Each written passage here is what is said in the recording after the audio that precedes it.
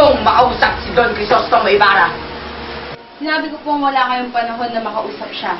Ngunit ipinagpilitan niyang kailangan niyo magkaroon ng panahon upang mapakinggan siya. Sige, papasukin mo siya.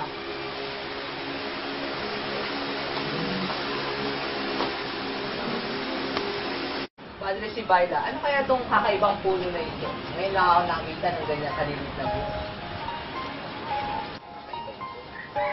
Magandang araw mga reverendo. Sa wakas, hinihingi ng paumanhin ang Kapitan General na pagpuntahin kayo ng ilang sandali.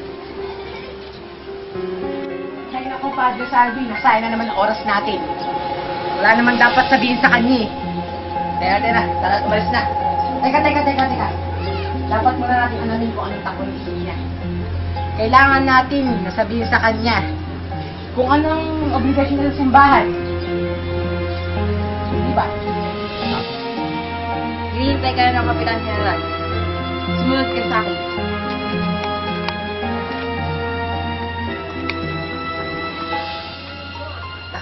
Nakita ko, Padre Sibayla.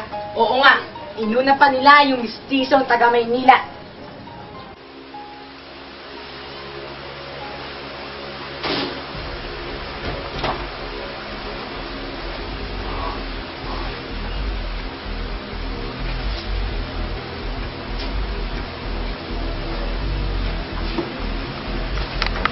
Maraming salamat, Kapitan General.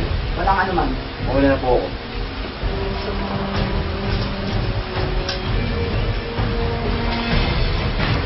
Kapitan General. sino? Kung sa inyo si Padre Damaso. Ito po ang mahipunin niyo, pero may sakit siya. Maupo kayo.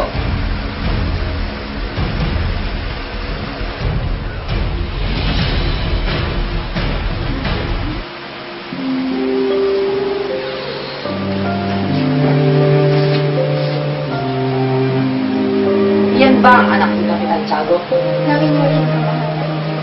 O sige, umupo muna kayo.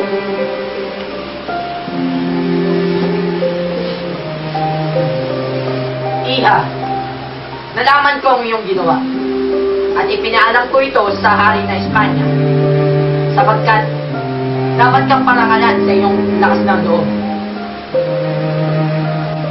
Pero, nakakahiya naman po.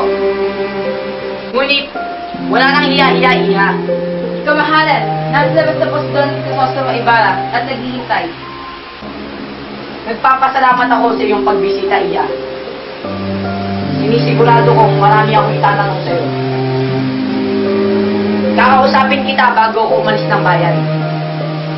Kamahalan, nais ko pong sabihin sa inyo na ang Crisostomo Ibarra na tinutukoy niyo ay ekskomunikado. Huwag niyo na ang pakialaman si Crisostomo Ibarra. Ang intindihin niyo na lang ay ang paggaling ni Padre Damaso. Alis na rin po kami, kamahalan. Paalam. Paulan na aking Sige. Hay nako, Padre Salvi. Nasayang talagang oras natin. Bueno, naiwan mo na kita at may isa pa ako. Sige.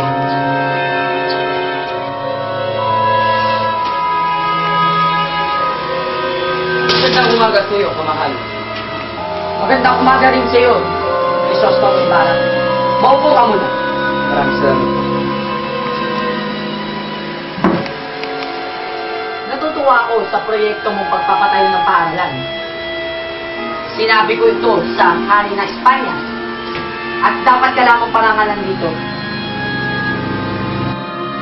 Nagpapasalamat din po ako sa inyo at sa lahat ng otoridad ng lalawigan sapagkat buong puso po kayong tumutulong sa amin upang maisakatuparan ang lahat ng mga plano sa ating mga kabataang Pilipino.